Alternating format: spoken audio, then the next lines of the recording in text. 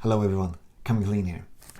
If you followed my channel recently, you may rightfully wonder why I play the Skylanders games in such a strange order.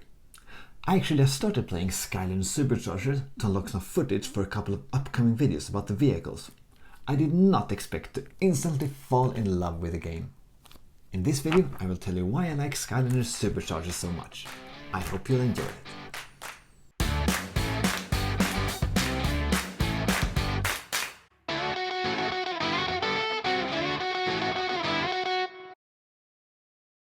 A couple of disclaimers first. I have not played every minute of every game yet, and things I've experienced in Superchargers as a novelty may have appeared somewhere in previous games. Feel free to correct me on this. I'm also just a couple of hours into the game. I wish I could play all games thoroughly from beginning to end in the right order, but for the sake of creating content, this is a burden I have to bear. Let's get right into the things I like. The setting in this game feels fresh in that chaos is ruling the Skylands now. It makes you feel like you're an underdog, a pack of rebels taking back your home, and I also think it raises the stakes a little bit because of it. The scared citizens of the second level and their dutiful praisings of Lord Chaos, alongside their whispered cries for help, is sort of the Saturday morning cartoon version of an oppressing government. We have recently been conquered by Emperor Chaos and are being forced to serve him. Willingly serve him. Happily. Please help us. It's also impressive how they could jam a casual racing tournament component without it feeling forced. Then we have the cast. Of course, this is a personal preference, but the Superchargers are among my favorite Skylanders from a character design perspective. I did a video a while back where I featured 5 Skylanders I bought just because of the way they looked, and Stormblade was one of them. Lucky for me, her swift hit-and-run playstyle fitted me perfectly as well. On another point, you can't really dislike a character whose weapon is bigger than himself. There also is clearly something about me and starter pack characters as well. Spyro is probably my favorite Skylander from Spyro's Adventure, and Spitfire from this game is a blast to play with too. A character with a fancy dash move and a flashy melee combo is right up my alley. I only own the dark version of him, so to balance things out, I've also spent quite some time with Splat. Spewing colors all over the place and gracefully twirling her staff ended up being a lot of fun as well. One last character I've leveled up a bit and also thoroughly enjoyed is Thrillipede. He's an insect with an anatomic arrow too, but at least he's got 6 limbs like all insects do, and he tops off his awesome appearance with a fashionable flight jacket. It's also such a cool touch that he throws cocoon-shaped grenades with one pair of arms and smacks his enemies with the other pair. When he jumps, he also throws himself forward, and if you keep holding the direction he jumped in, he will do a roll when he lands. This is pretty awesome. This is what I do in my spare time. Not only that, you can also throw grenades mid-flight like he's the star of a Johnny Woo movie. I knew I would like this character, so I actually ended up paying about $27 for Buswing, Thrillipede's vehicle. This was actually partly because I forgot about the custom fees when ordering things from the UK. That was a great segue to the Superchargers themselves. When Superchargers was released, I worked at GameStop, and I remember thinking that this gimmick felt tacked on. I can't believe how wrong I was. The designers at Vicarious Visions clearly show that they are just as good at designing cool vehicles as they are characters.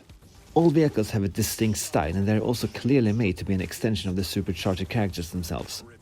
I think it was the right choice to have the ability of each vehicle locked and instead focusing on stats and appearance as customization. Even though you can only use your vehicles at certain spots, it's still always there for you in a sense. This actually reminds me of when I used to ride a motorbike, to have your trusty steed parked just outside your apartment ready to take you anywhere. I really miss those days sometimes. Moving on to the racing. I think the racing itself works really well, but at the same time it might not really be polished to the level of a pure racing game like Crash Team Racing. It is however really enjoyable for being a gimmick in an action-adventure game, and it's impressive how good it feels to fly and ride on and under water as well. I actually think that the combat and puzzle sections with locked camera perspective feels like the most unique aspect. Cyclotron shell has been compromised. It also needs to be mentioned that Supercharged hits the sweet spot when it comes to stuff you're expected to buy. I'm confident that both developer and publisher got some heat after the trap load of stuff you needed to complete the previous game to 100%. In Superchargers, you just need one character and a vehicle of each type, land, water and air. There are of course numerous challenges and races you'll be locked out of if you don't pay up for more stuff, and the game constantly teases you about it. I do however think that everything is kept at a sane, logical level. You can for example play several races and time trials in the land, water and air cups, but buying the trophies unlocks even more, including more playable characters. This is a great way to reward players who spend extra money at the same time as you don't completely lock casual players out of a central part of the game.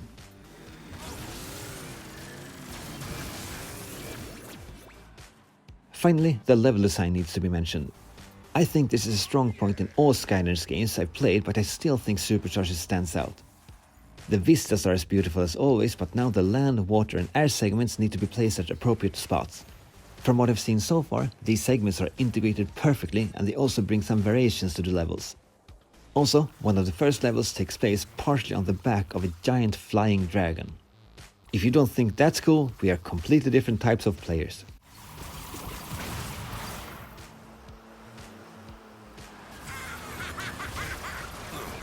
All in all, I'm having a blast with Supercharged so far. I'm not in a position to determine if I think it's the best Skylanders game, but all the things I've mentioned in this video makes up for an experience that fits me perfectly.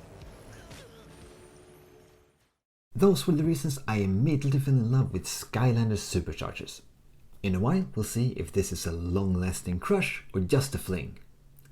If you instantly fell in love with one of the Skylanders games, then please let me know in the comments. That's actually it for this video. Remember to subscribe for weekly content. Thank you very much for watching. My name is Coming Clean and I will see you next time. Take care.